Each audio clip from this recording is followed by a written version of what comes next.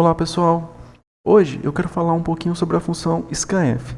A função scanf é uma função que faz parte das funções de I/O, né, que é funções de entrada e saída, juntamente com a printf. Né?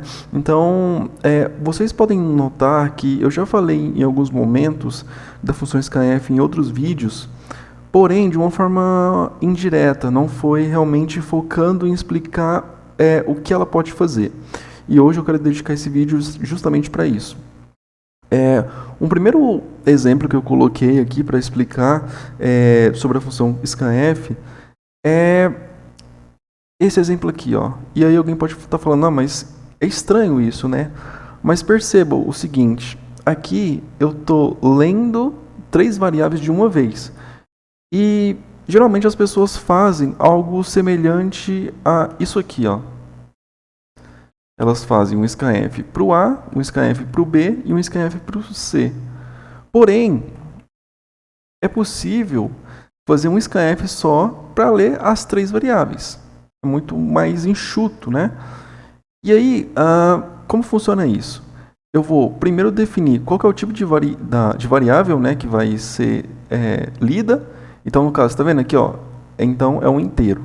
E aí, sem espaço, sem nada, eu vou colocando %d, outro %d e outro %d. A partir daqui, ó, onde está o cursor, eu falei o seguinte, olha, eu vou ler 3 variáveis do tipo inteiro. Ok, já que eu falei isso, eu vou precisar agora passar onde que eu vou armazenar, né, essas variáveis que serão lidas, nesses valores que serão lidos. Beleza, eu passei aqui, ó, A, B e C. Tudo bem? Tá, então, agora, já tendo isso lido, né, eu posso simplesmente printar esses valores aqui. E aí printar, né, a gente já conhece lá, não tem muito segredo. Se eu executar esse teste aqui, vamos ver o que ele faz. Ó, eu vou colocar o seguinte, 2 e vou dar um Enter. Perceba que ele ainda continua pedindo algum valor. Beleza, então vou digitar 3.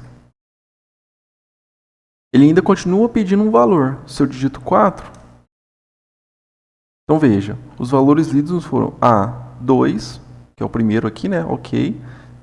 B, 3 e C, 4. Percebeu que ele faz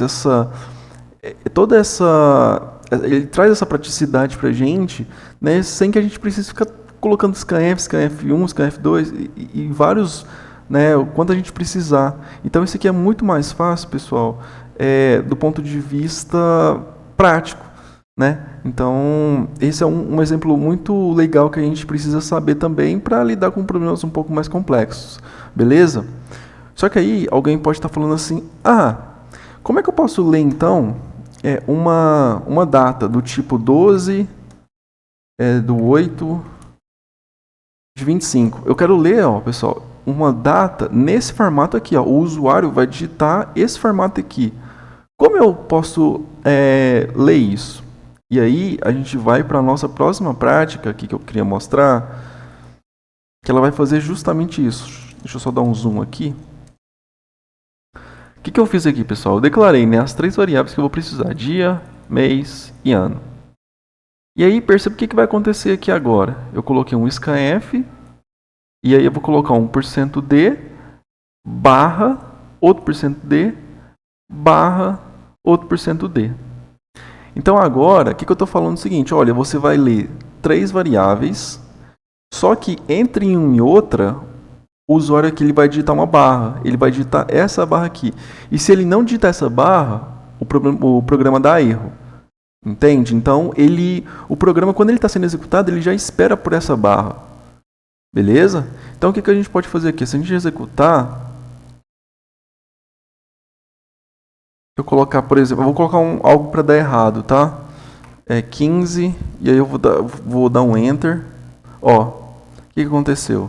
A data lida foi 15.4096/0. Por que ele pegou esses valores aqui? Ó? Nada a ver. Isso aqui, pessoal, é lixo de memória. São valores que estavam lá na minha memória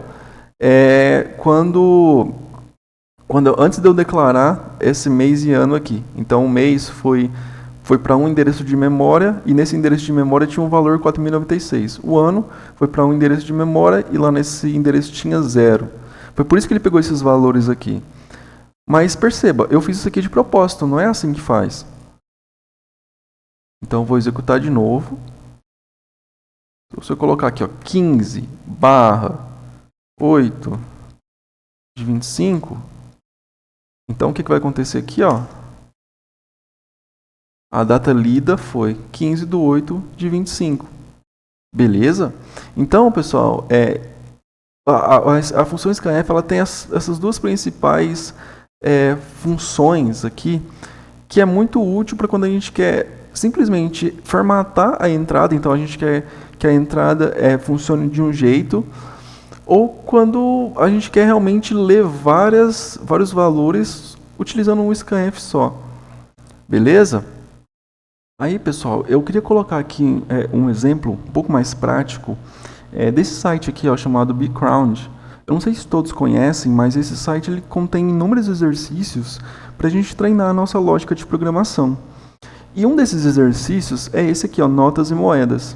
Esse exercício ele fala o seguinte: a gente tem que ler um valor de ponto flutuante, e aí, depois que a gente lê esse valor, a gente tem que falar o seguinte: olha, a partir desse valor lido aqui, quantas notas de 100 você precisa para chegar nesse valor? Quantas notas de 50 você precisa? De 20, de 10? E aí depois ele vai pegar os centavos, né? Quantos centavos você precisa? Para 50 centavos também. Então ele faz todo esse processo aqui. Só que perceba o seguinte, ele fala assim, olha, a entrada contém um valor de ponto flutuante. Quando a gente pensa em ponto flutuante, a gente fala assim, poxa, então a minha entrada vai ser um double, ou a minha entrada vai ser um float. Mas nesse caso aqui não, pessoal. Nesse caso aqui, existe uma outra maneira de você conseguir resolver utilizando o int mesmo. E como que isso é possível? Utilizando aquela formatação do scanf. Então, se eu fosse fazer aqui, eu faria da seguinte forma. Eu declararia dois valores inteiros, uma parte real e uma parte chamada de centavos. Beleza? Na hora de ler, que vem a grande jogada aqui, ó. Para ler, eu vou ler um valor inteiro, vou dar um ponto e leio outro valor inteiro. Então, e-comercial aqui, real, e-comercial, centavos. O que eu fiz, pessoal? Eu quebrei esse número aqui, ó, em dois inteiros. E por que eu fiz isso? Porque eu não sei se vocês já chegaram a resolver esse problema aqui, mas a solução para ele é fazer sucessivas divisões a partir desses valores aqui e a partir do resto da divisão, das primeiras divisões que a gente está fazendo. Então a gente faz uma divisão, pega o resto, depois faz outra divisão a partir desse resto, até chegar na menor moedinha aqui, que é de 1 centavo. E até chegar nessa menor nota aqui, que é de R$2. Basicamente, é isso que ele faz. Mas eu não vou fazer toda a solução desse problema aqui nesse vídeo, porque o foco realmente está em explicar como é que seria essa formatação, né, do scanf. Então, mas eu posso fazer isso aí, só deixar no comentário aí, que vocês querem que eu faça a resolução desse exercício. Eu não posso estar fazendo aqui, eu gravo um vídeo e mostro para vocês como faz. Mas eu queria mostrar isso aqui rodando, né, porque só falar assim não fica tão legal. Mas olha, vamos ver então. Eu fiz aqui o código, e quando eu rodo esse código, se eu colocar aqui, ó, 573.13,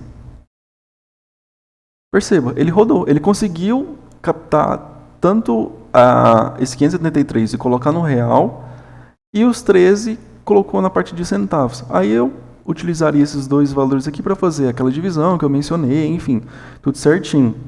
Então, pessoal, o que eu queria mostrar hoje para vocês era justamente essas coisas que a função scanf pode fazer, que eu acho que é muito interessante, principalmente do ponto de vista, né, quando a gente está treinando ali, pegando exercícios um pouquinho mais complexos, um pouquinho mais específicos, né, o scanf ele ajuda muito a saber essas questões de formatação, beleza? Aí se você gostou aí do vídeo, deixa o like, comenta também, dizendo o que precisa melhorar. Se você quer um vídeo de algum outro tema, né, envolvendo a computação aqui. E é isso, pessoal. Até mais.